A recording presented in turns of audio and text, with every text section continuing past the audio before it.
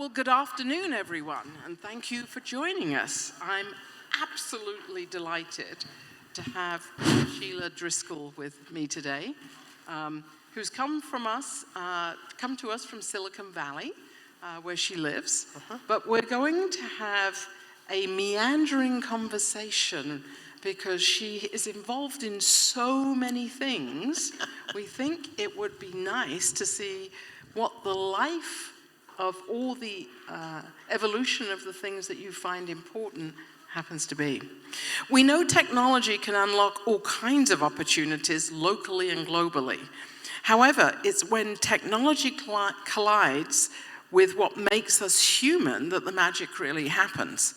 You shared with me previously, Dame Sheila, that what you're doing here at Venturus cannot be Googled or created by AI. And what's important about opportunities is for us all to be together in person in events like this. So, first of all, I'm going to start off a little bit with your legacy and how it relates to innovation. So, innovation starts with a vision. And so I'd like to know, how has your family's century-long legacy in berry farming influenced your approach to innovation and leadership at Dame Venturus? Well, thank you, Laura. I can start by saying that my great-grandfather, Jeremiah Driscoll, left Ireland in 1853 and came to California to mine gold. He was literally a 49er. And what a lot of people don't realize is that the gold mine and mining in California endured for 7 to 8 years. So in 1853, my great-grandfather at 23 struck it rich, one of the few. And what he did was he bought a little parcel of land, married my great-grandmother, the love of his life, Johanna, and settled in Watsonville. So as he toiled the soil, one of the most important things that he came away with was we need to be good stewards of the land, just not to grow crops, but really to nurture the soil for generations to come. One of the most important things that I want to share with you is as you look at a vision and what you're embarking upon, what are your tenets of business? His first tenet of business was we rise by lifting others. We need to share. We need to cooperate. We'll do fine if we help others succeed as well. And then apart from that, we were all given mandates. All Driscolls were given a mandate to inform, inspire, and innovate. So to Laura's question, where does that come in with Dame Venturus? How did that affect me? Well, I took a part of what my great-grandfather taught us, and out of respect for my family and our family legacy, I parlayed that into my vision. So my vision is to not only plant berries, just not that, but really to create the new frontier in farming. And most importantly for me is to cultivate higher purpose innovation, going back to what my great-grandfather said, not just to, again, plant berries, but to nurture the soil, cultivate the soil for generations to come. That's what's important. Yeah. Wow, one comment and a round of applause already. Ooh, I like this audience. So how do you balance traditional agricultural practices with the need for modernization and innovation? I love the question. I think most importantly, what all of you, and I encourage you to look at this, it's honor wisdom. In your families, there's wisdom. What I start with is the inheritance of wisdom. I don't need to recreate the wheel. What has already been done? So I look at traditional farming methods, what has worked, but also what's applicable to the lands and the countries that I'm going into. And then innovation. How can I create a technology that will solve food security, water insecurity, and also food waste? So I blend the two together. But I think here's the most important thing. Wherever you work and wherever you go, talk with the people, talk with the farmers, get down to the point of saying, what are your needs? I'm going to share something very important with you. And this is something that my great-grandfather did. He interviewed the women on the farms. And women, and even still today in many cultures, are the steward of the family's money and for shopping and buying food. So he went to the women on the farm and said, well, here are the berries. What do you really need? And Mrs. Murphy said, well, Mr. Driscoll, we need small, medium, large berries. So he had to look at innovation. But here's the other thing. We need to carry these berries home. All women, and my grandmother and mother included, wore aprons. They didn't have grocery carts, shopping bags. Didn't exist. Plastic bags. There were no Safeways. So she said to him, how would you create a receptacle, something that I could carry the berries home in that would not ruin my clothes and stain my apron, because berry stains were impossible to get out. He came back and said, what if I create a wooden basket? Used innovation, but from the women that gave it to him. And so here's the lesson. The lesson is this. In business, find the unmet need and fill it in a way that has never been filled before. I'm going to say that again. Find the unmet need and fill it in a way that has never been filled before. And historically, that's what Driscoll's did. But here, most importantly, what I had learned from that conversation, and I had this conversation earlier with Marlene, women will always tell you what they need, hence Mrs. Murphy, but they'll also tell you what they're not getting. Listen to what they're not getting, gentlemen. You know, as we think about much of the work you do, it's local and global. So how do you balance the initiatives that benefit local communities with those that also have a global impact? Love the question. So I would say act locally, think globally, and vice versa. Act globally, think locally, start locally. Where are you? Start where you're at. Where are people? I right now am starting projects and co-pilots projects of growing berries in arid environments. I have to start with where they're at. There are no water resources. There's no soil that can really cultivate the berries. So this is where I start locally. What do you have in your own backyard that we can work with? And now we bring in the technology, the AI, to say, if I can help you succeed, if we can start to grow berries, we can extract water out of the atmosphere, we can do a soil matrix to where the berries and the nutrients are rooted, their roots are rooted in good nutrient materials. Then as they grow and as the yields produce, then now we can market it and put it onto a global platform. But know this, in agriculture, never plant where there's not a market. That is the first recipe of a disaster. So start locally, work with what you've got, share your knowledge, share what you have. It isn't one overtaking the other, but as you build that, then that success with that small farmer in that part of the world can now be scaled. It can be duplicated. It can now be taken on a global level. That's where you want to go. So as you think about that innovation and that technology, and you've established where the market could go globally, what do you think are some of the key lessons you've learned about the intellectual property that you believe is perhaps essential for entrepreneurs of today to own that innovation? That's a brilliant question, and I can't emphasize this enough.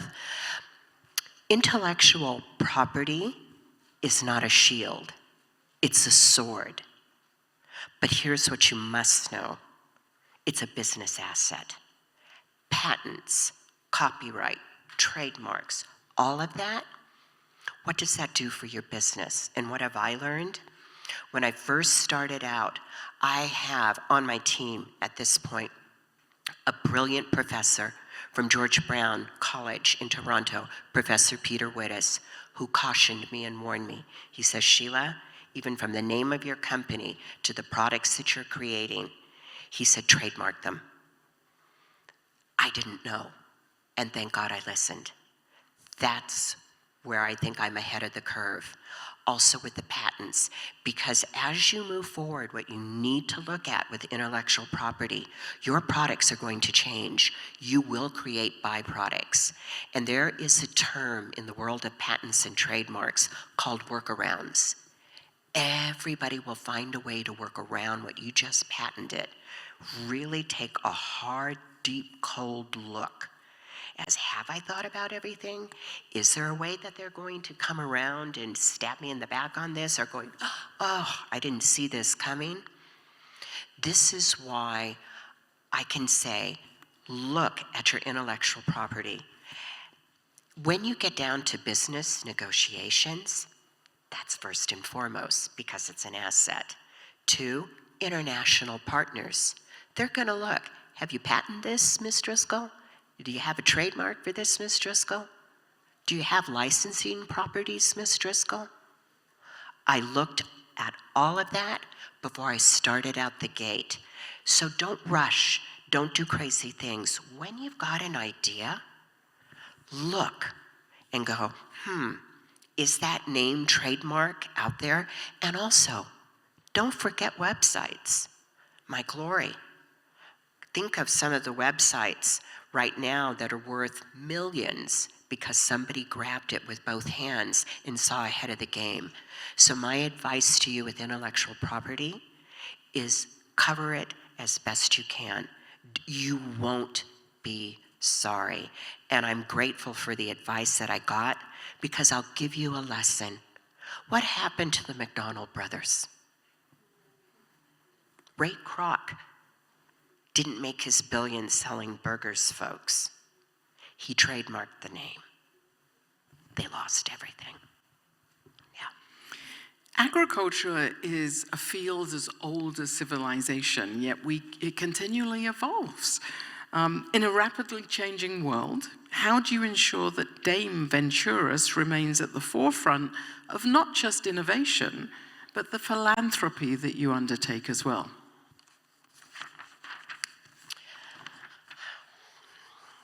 My grandmother taught me, if service is beneath you, leadership is beyond you.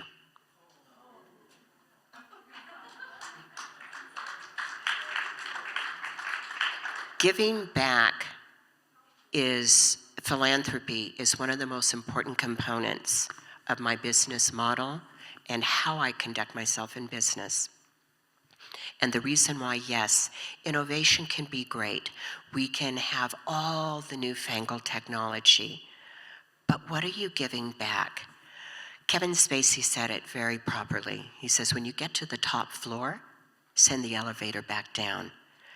And philanthropy for me is I give 30% of my profit in my ventures back to charity and back to philanthropy. And the reason why I do this is because I have more than enough. I am happy to, my great-grandfather and grandfather, all of us, taught us leadership primarily is not through what I would say, example. Leadership is through actions. And for me, giving back, philanthropy is everything. It assures that the momentum is carried on. But here's the other part, and kind of in tandem with the technology. Many of the family offices right now, many of the companies that want to invest, want to put their philanthropy, their dollars into technology, and they don't know how to do it. They don't know where to go with this. It's a conundrum. They literally are banging their heads on the wall on this. And philanthropy, just think of it. You could start a fund that would be for catastrophic events. California had all kinds of fires. Think if you took just a part of your income, a part of your earnings, and created a special fund to give back and help others. You'll never lose. Never lose. Giving always has its benefits. And for me, philanthropy is first and foremost in my life, and first and foremost in my business. And again, I'll say it, I don't do business with anyone that doesn't give back. That's my tenet of business. Thank you. Let's move on to entrepreneurship and specifically championing women. You know, Dame Sheila, you've been a beacon of leadership across many sectors. We're talking mainly ag today, but I know this is true in film and many other sectors, philanthropy. But how do you see the principles of leadership evolving in the context of agriculture, especially as it pertains to empowering women in this field? We're seeing an increasing number of women join what has been a non-traditional field for them. So what do you think of empowering women in agriculture or entrepreneurship? And actually both. So here's what I will say, and I will speak as a woman to the women in the audience. You were all born with a talent. You had a gift. At 4 or 5 years old, and you all know what it is, except sometimes you dismissed it. Sometimes you put it off to the side. And then you kind of let society and everything else sweep you this way and sweep you that way. Your starting point is to go in, and what is the talent that you have that can take women in agriculture, women in entrepreneurship to the next level? You're gonna have to fight. You will have to fight. But here's the most important thing. Believe in yourself. And I know that can be a pat answer, but there's a lot to it. Because here's what I've done in leadership and what I've done all along is I don't hire employees. I hire leaders. Hire people with an expertise that you don't have. Maybe a nodding acquaintance with, but hire your team with expertise. Why? Because you're going to need it at the end of the day. When I look at Laura and what she's done, OMG, Becky, seriously? You have to have a team around you, but Laura knows she can't do it all. You're going to have that person to say, can you handle this? And I'm going to tell you, ladies, where you really want to make a difference in the entrepreneur world and agriculture, what you need to do is go, I got it. I'll take it from here. I'll get it. I'll figure it out. When I had that in my room, in boardroom, and in my business, go, she's a keeper. She'll ask questions. She's evolving. She'll get to where she needs to go. Ask questions. And here I'm going to give you something that I wish I had 20 years ago, 50 years ago, when I was starting out for entrepreneurship and business. If you're not familiar with the book from Robert Greene, the 48 Laws of Power, ladies, go buy it tonight. That will give you the keys to the kingdom. That's what will teach you how to succeed, how to get ahead, because you've got to know the game. You have to play the game. We're not taught to play the game. You know, following up on that, there are some perhaps unique challenges and opportunities when we're encountering and trying to support specifically women-led entrepreneurship, not least of which women still only achieve about 5% of all the capital investment, venture capital investment. But can you address some of the challenges and opportunities that you've encountered in supporting women? I think the most important thing is we need a coach. We need to be mentored. Women need to be mentored. We all do better with a coach. Find a coach, mentorship. Create programs really for women, because here's what I'm going to say.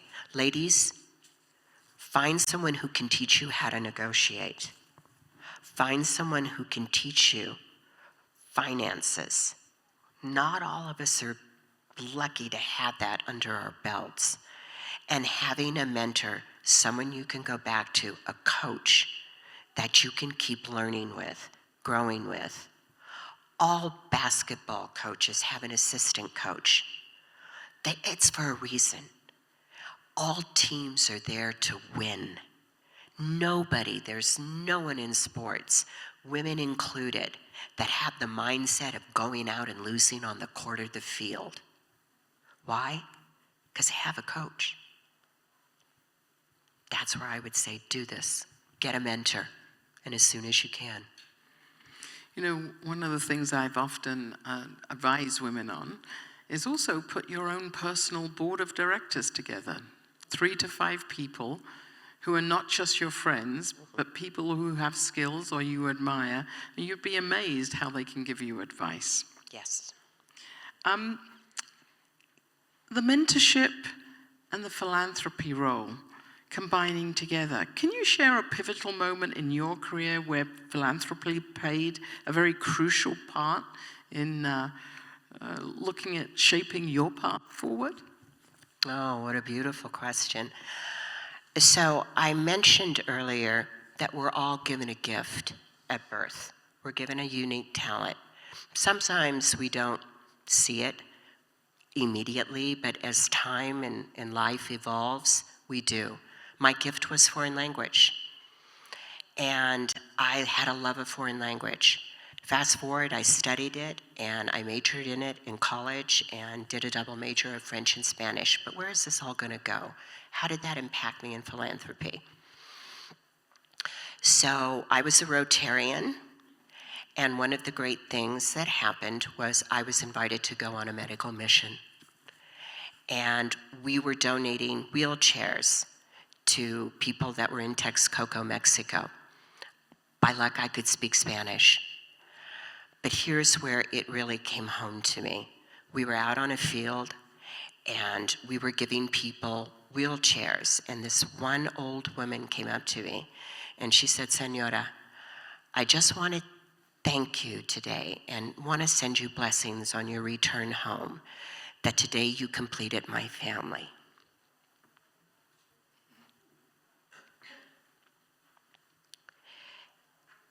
And in that moment,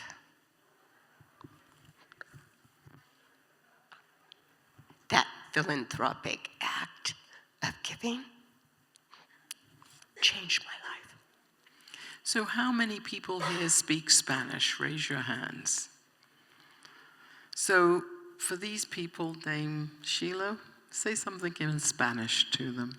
So espero que ustedes se han entendido lo que he dicho, pero más que nada recordás, de dar siempre es ganar, y tener esto enfrente, y dar lo que puede de su alma, de su espíritu, y ten en cuenta que Dios siempre está viendo. It was something special, but Just a little. Translate. Just never overlook the gift of giving. You'll always win. And always know that give with your heart and your spirit. God's always watching. He keeps the scorecard. You don't have to. And here's something that I learned from my dad. My dad said, in your philanthropic giving, if you tell one person, that's fine. If you tell another person, you're doing it for the wrong reasons. That's how you keep it real. so mentors. Tell me, perhaps someone in the family and someone outside the family that's influenced your journey? My grandmother, a very wise Irish woman, had the pearls of knowledge. I would almost say a mystic. I'm going to give you a slight story, and I hope you can embrace this. She gave this to me when I was 24, and I was in college. I went to her house, and I was sitting at the table, and she had an incredible outlook of life. And so I'm going to use her Irish brogue. So she said, "Darling, sit down at the table. I'm going to be putting a piece of paper in front of you, and I'm going to give you a pen." I go, "All right, Grandma." She says, "Now, I want you to write one sentence that is meaningful and significant." Okay, meaningful, significant. Okay, Grandma. Child, but it can only be 10 words. Now it's getting more difficult. "Oh, but you're not done yet, child. Each word can only be 2 letters each." So I sat at the table. She was at the stove. And I said, "Oh, Grandma, I don't know, you've got to help me out here." And the 10 words were, "If it is to be, it is up to me." She didn't give me a lesson for the moment. She gave me a lesson for the lifetime. And that's why I innovate, and that's why I'm an entrepreneur. I'm not afraid to take challenges, obstacles in my path, because if it is to be, it is up to me. So outside of the family, I would say my greatest mentor is, again, an Irish gent, part of my team. I call him my spiritual director because I don't argue with Bob. But Bob has taught me how to have patience, how to use silence, and how to work in the Arab world with men and the Middle East, which I would have had no clue. And this is the value of listening. Ladies and gentlemen, learn how to listen. Because people only listen to what they understand. Think about that. Now, my dad would often say, people listen only to reply and not to understand. So I learned how to listen. But the most important thing out of this, I also learned patience. Take your time. Grandma said, God is never late. Wait, child. It'll happen. God's never late. And she's right.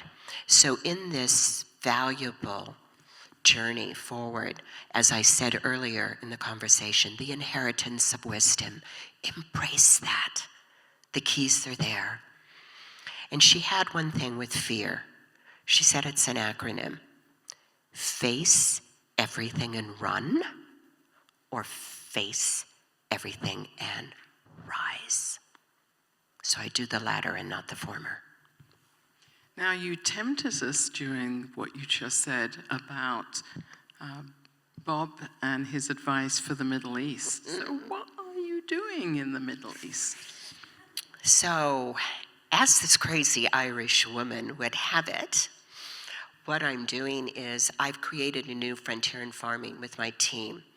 We have created a fabric with one of the best universities in the world, research developers, all of that.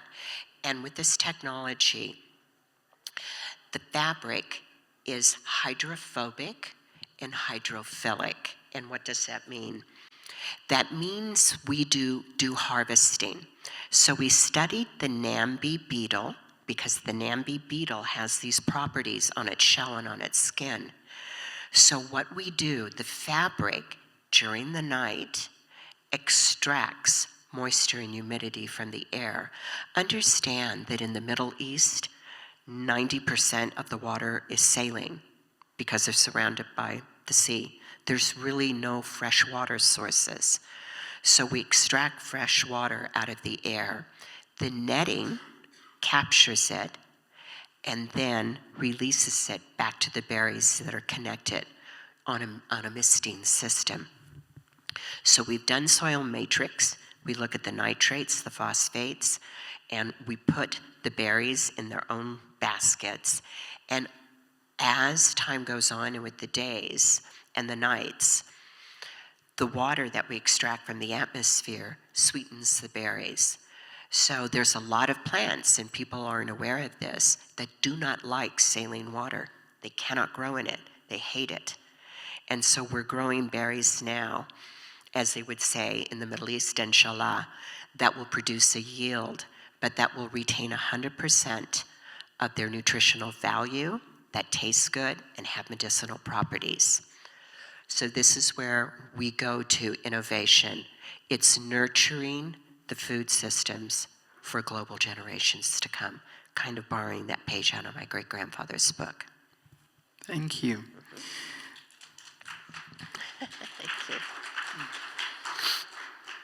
So, as we think about this, you also have a passion in media as well. So, how have your experience in media influenced your work in agriculture and vice versa?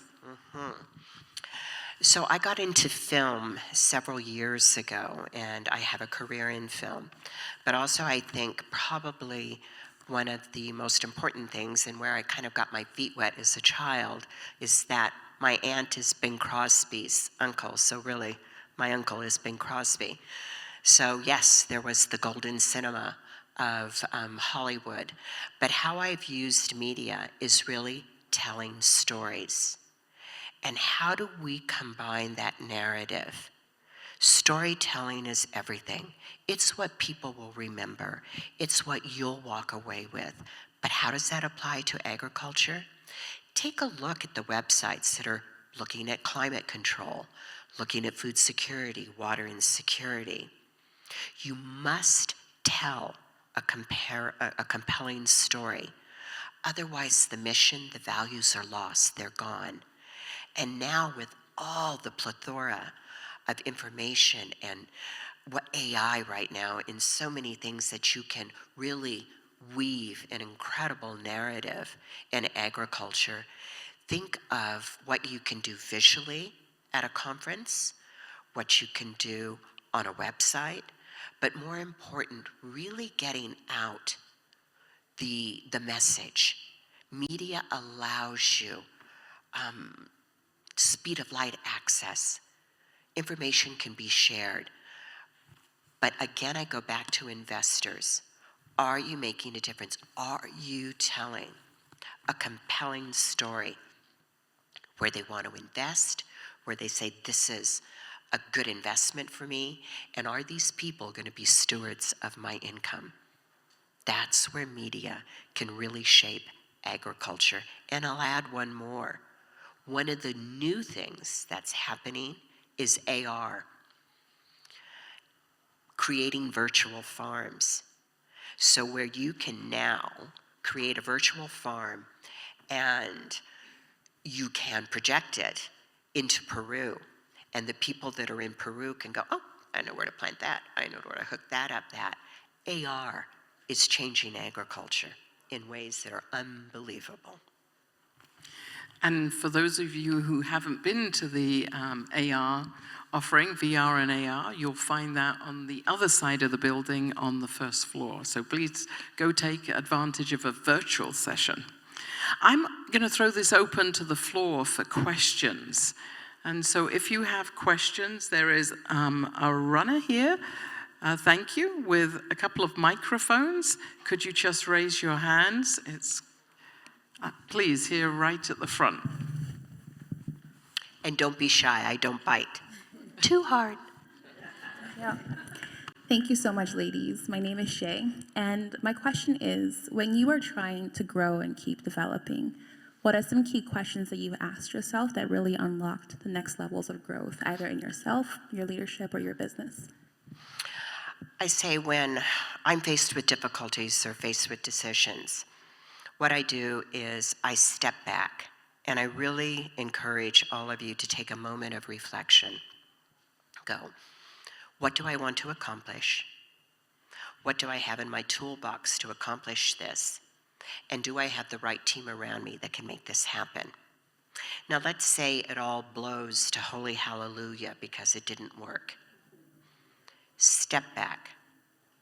And the biggest question all of you can ask yourself is, what did I learn from this? Why is that important?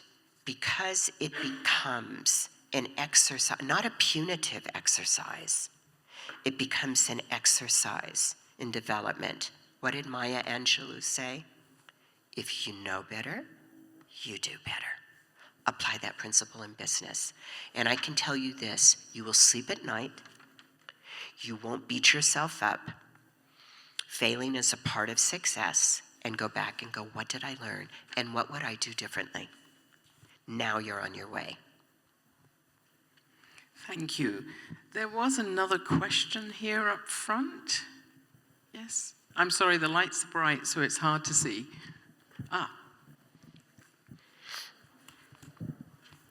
All right, I'm going to be bold because why not? Yeah. And you said something in the beginning that really resonated with me. It was about customers and getting to know your customers intimately when you're starting a business. And one of the things that me and my co-founder noted is that the primary consumer is skewed very female. And so we've been chatting more and more about how do we make our cap table at a minimum of a 60-40 split as we continue to grow. How do we make sure there's leadership that is diverse in terms of gender? And we're not even close right now. We're just about to hire our second woman on the team, and I'm already feeling unequipped to mentor them. So, big challenge, somebody who wants to break the trend of male-dominated business, truly build together. Mm-hmm. What advice do you have for that approach?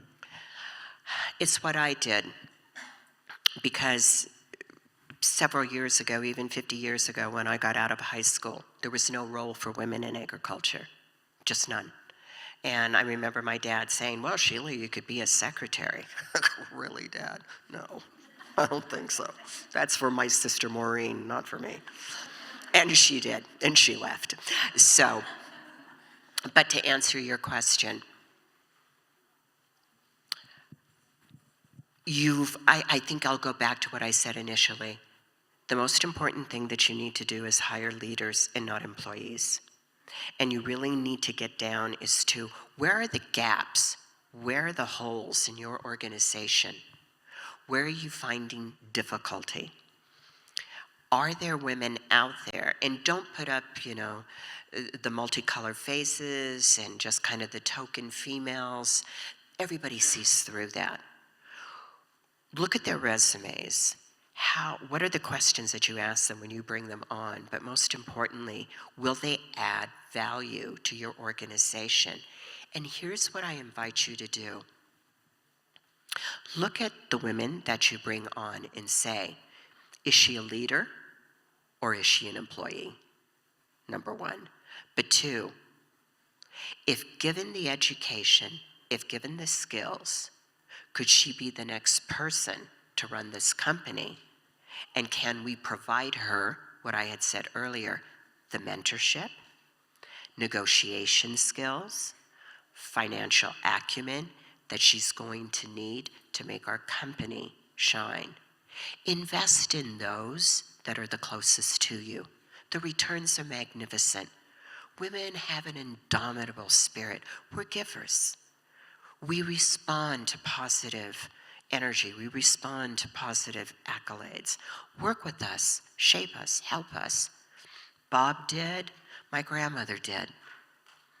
That's where you're going to win. If I may add, there's some research called the Diana Project, and over many years, 6 years, and they found that diverse teams actually produce more profit and grow faster than non-diverse teams. Although in the first year, when you're bringing in, let's just say a female, into an environment that is not yet as diverse as it's going to be, it may actually just keep the company going at much the same pace. But after that, you'll find that actually, and this has come from a lot of Scandinavian research, the J curve, as we say, takes off fairly quickly. And I just tell you that.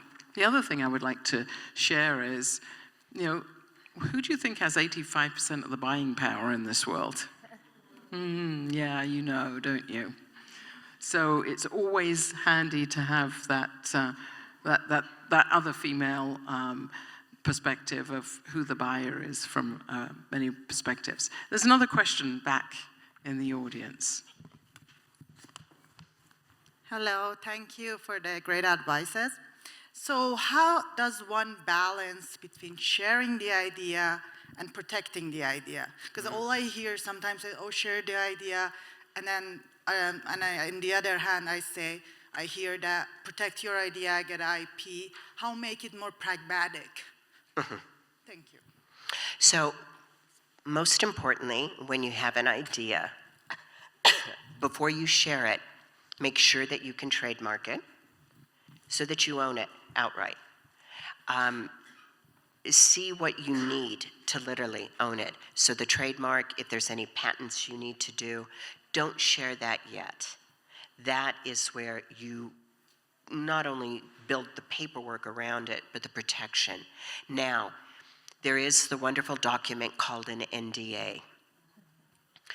I do the same. Here's what I look at.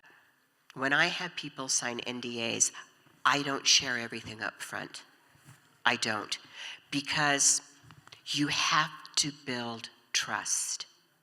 You have to know that the people that you're sharing with aren't going to go behind your back and aren't going to go off and do what they call a workaround in the world of patents. Again, a piece of advice that I was given. Careful who you trust. Salt and sugar look the same. Another question. Hi there. So I'm an engineer just getting started, and I'm learning that I always have to prove myself, especially in a male-dominated industry. So I'm wondering how you've gone about doing that, and pardon my French, but you speak French. How do you not get painted as being a bitch, but actually knowing what you're talking about and being a boss? So I never worry about that because I probably know a hell of a lot more than they do. So don't worry about not speaking your truth. Don't worry about not owning what you know. And yeah, they'll brush you aside and they'll push you off. Here's the best piece of advice. Demonstrate. Don't explicate. That's how you win, darling. That's how you win. And another question over here. Thank you. My name is Virginia, and I'm going to switch gears a little bit. I have a question about social responsibility in Driscoll. So, as we know, we want to know more and more where food comes from. And we want to know that the food that we're eating comes from workers that were treated properly. And that's something where Driscoll is doing a very good job. So I was wondering if you can share about how you ensure that transparency and traceability is part of your value chain and pretty much how your company functions. Oh, I love it. So an element that I am using right now in developing is blockchain. Blockchain is that extended ledger because I have to bring my product from farm to fork. But one of the challenges in parts of the Middle East and other parts of the world can be the barter system. Well, I'll give you a basket of blueberries for a pair of shoes. So the most important thing, I looked at this. Study Amazon.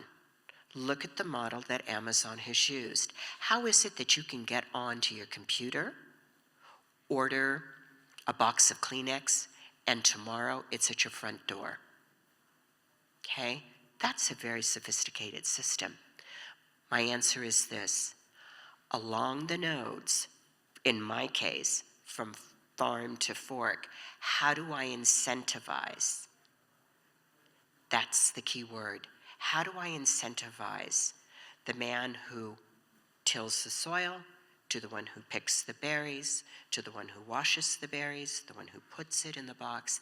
How is it that they're incentivized to not take my berries and trade them for a pair of shoes? Take care of the people that take care of you. Give more than what you earn.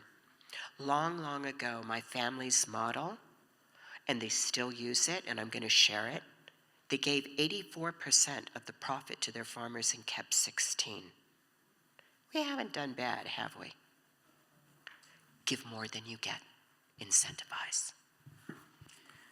I would like to, unfortunately, we have just 1 minute, so I'm going to ask you, Dame Sheila, one last question, and it's really to repeat something you've said. You said your grandmother gave you the piece of paper and you ended up with the 2-letter words, and I think it's very, very profound. So can you share or repeat with us just one more time for everyone to take this away? Mm-hmm. If it is to be, it is up to me. If it is to be, it is up to me. Please join me in thanking Dame Sheila Driscoll for being here today. Thank you.